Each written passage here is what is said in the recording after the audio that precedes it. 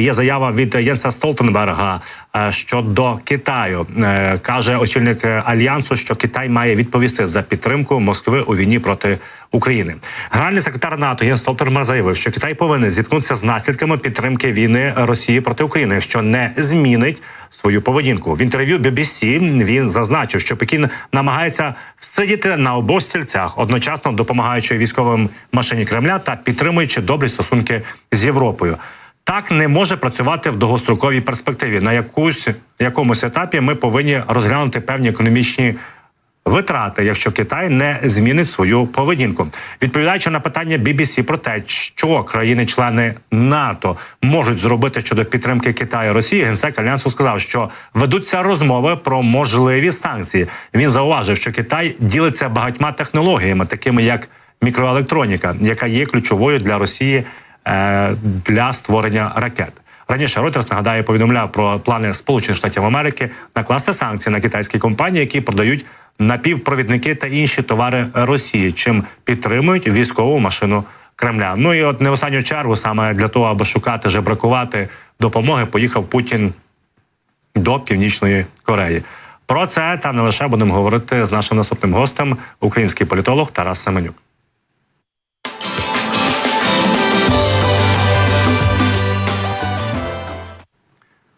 Тарасе, вітаю, слава Україні! Героям слава, вітаю. От, власне, інформація про Єнса Столтенберга, що ведуться перемовини про можливий тиск на Китай. Як ви вважаєте, чи справді мають змогу якось тиснути європейські країни і Альянс на Пекін? І якщо мають змогу, чи це відчуватиме на собі Китай?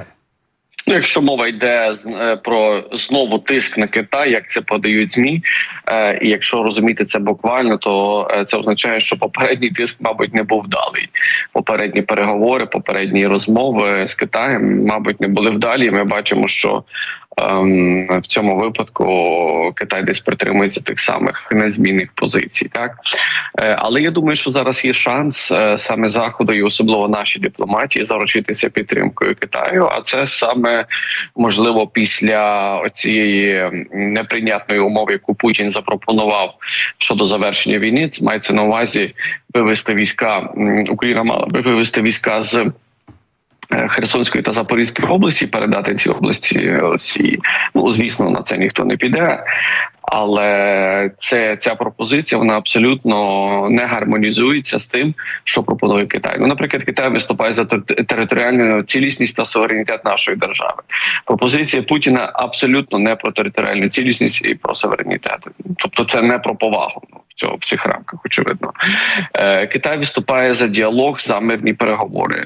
Висуваючи такі пропозиції, очевидно, Путін говорить, що я не бажаю переговорів, я не хочу з вами спілкуватися. І взагалі всі історії про мирні переговори, які ви там собі робили в Швейцарії, вони не мають ніякого значення. От мої умови такі, якщо хочете перестати боятися і хочете, щоб війна зупинилася, давайте будемо домовлятися саме ось такої позиції.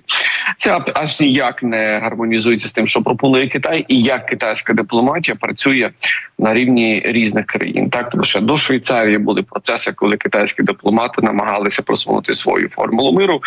І десь апогеєм, як на мене, от відбулася дуже важлива подія, про яку мало хто говорить.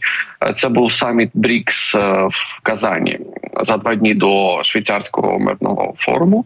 Це був саміт міністрів закордонних справ.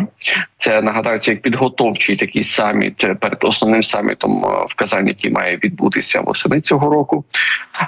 І там пропонувалася альтернативна формула, так звана китайсько-бразилійська формула миру.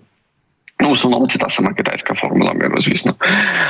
І вона не була підтримана всіма учасниками БРІКС. І більше того, Лавров публічно заявив, що в нас немає єдності, немає одностайності щодо китайської формули миру. І після цього з'являється ця пропозиція, так звана пропозиція Путіна. Тому, звісно, Китай стоїть, як на мене, ну, можна назвати по-різному, це ошукали Китай, тобто не синхронно діють з Китаєм. Тобто Росія не є, я би навіть не називав Росію певним таким васалом Китаю, тому що Росія тут абсолютно самостійно діє і не зважаючи на позицію своїх основних союзників. Якщо Китаю Це абсолютно неприйнятна позиція до переговорів, яку висловив Путін. Значить, Пекін мав би виступити своєю десь офіційною заявою. Так, от його ставлення до цього процесу. Загальні фрази "ми закликаємо всіх до миру" вони вже не працюють. Тобто має бути конкретика, мають бути конкретні кроки, конкретні пропозиції. Якщо Кремль йде в розріз пропозицій Китаю, тоді значить Кремль сам. Для нас це шанс, і для Заходу це теж шанс використати цей момент і, як ви кажете, натиснути на Китай. Хоча я думаю, що мова не про тиск, а про якість діалогу з Піднебесною і таким чином перетягнути Піднебесну на свою користь. Адже Китай в глобальному вимірі, мабуть, зацікавлений в тому, щоб війна закінчилась, тому що це є через Україну, це є доступ до європейських ринків, який не хоче втрачати Китай, його інтереси там закладені. Відповідно, ескалація постійна, вона з одного боку може бути вигідна Китаю, адже руками Росії Китай послаблює Захід, так, заставляє більше працювати, інвестувати кошти саме в оборонку, а не в розвиток економіки. І загальна така дестабілізація мирного життя, вона, на думку Китаю, грає саме до послаблення противника.